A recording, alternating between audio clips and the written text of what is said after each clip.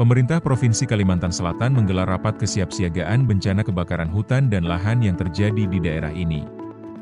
Rapat yang digelar di Gedung Idam Halid, Kompleks Sekretariat Pemprov Kalsel. Dipimpin langsung oleh Gubernur Kalsel, Haji Muhyiddin, dan dihadiri oleh seluruh kepala daerah, kepala BPBD, serta jajaran terkait Sekalsel. Untuk HSS, kegiatan ini dihadiri oleh Wakil Bupati HSS, Haji Suryani. Gubernur menyatakan bahwa tujuan utama rapat ini adalah merumuskan kesiapsiagaan menghadapi karhutla berdasarkan data potensi kerawanan yang ada. Menurut Gubernur, hasil rapat ini nantinya akan disampaikan pada pertemuan berikutnya dengan pemerintah pusat, bersama Menteri Lingkungan Hidup dan Kepala BMKG Pusat yang rencananya dijadwalkan pada 19 Agustus 2025 mendatang. Gubernur juga akan mengeluarkan surat edaran yang berisi instruksi, termasuk pembuatan dan penambahan posko pantau, serta fasilitas dan sarana yang harus dimiliki di setiap daerah.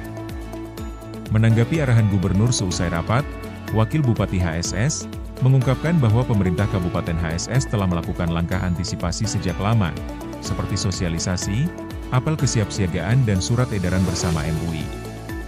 Menurutnya karhutla memang selalu menjadi prioritas dan atensi di setiap tahun.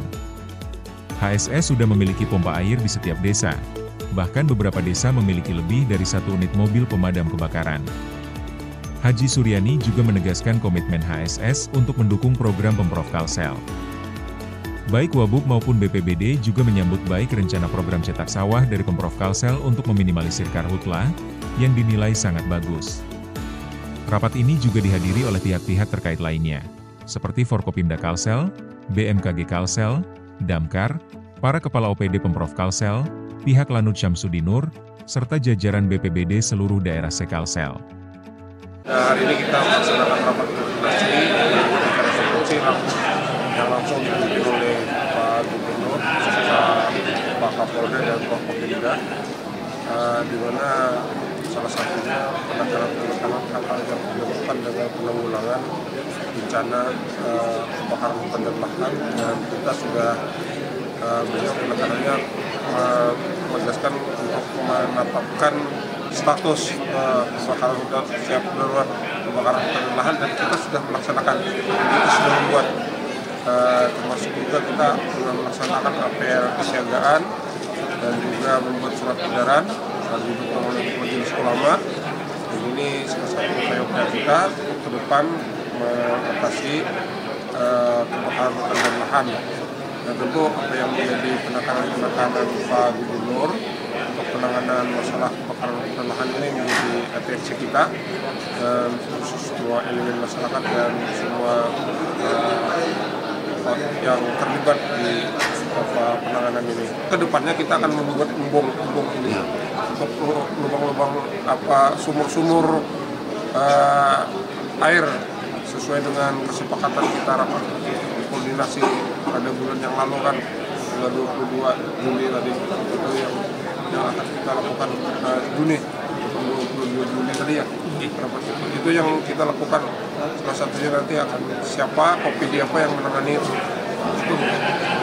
Sebenarnya sudah disampaikan Pak Wakil Bupati tadi, karena untuk kategori tinggi itu berada di daerah-daerah selatan, utara, dan barat, termasuk Kecamatan Pelumpang dan Kendangan. Ini tiap tahun ini membuat langganan karhutla yang memang terbesar kategori tinggi. Kategori sedangnya ini termasuk Kecamatan Simpur, Sungai Raya, Angkinang, dan Loksana. Kalau yang rendah ini biasanya cuma Kecamatan Telaga Rangsat saja yang hampir tidak ada karhutlanya. Tempat kita ini karena luasannya cukup luas sekali, sementara aksesnya menuju tempat lokasi itu tidak bisa lewat akses darat. Makanya kita tiap tahun meminta bantuan Satgas Udara dari provinsi. Dan seandainya titik api itu sudah dijangkau, insya Allah semua petugas kita di lapangan pasti akan sampai ke sana. Mereka itu aja Pak Gubernur itu kehantuan dunia api. Cuma karena kada sampai, kada ada aksesnya untuk ke titik lokasi yang cukup jauh. Apalagi lahan-lahan itu lahan tidur yang tidak ada jalurnya sama sekali, baik darat maupun sungai. Nah ini yang tantangan kita di Sulawesi Selatan. Untuk yang tahun sebelumnya gimana Pak? Hampir sama Pak. Jadi kebakaran di Hulu Sungai Selatan itu berulang siklus tahunan.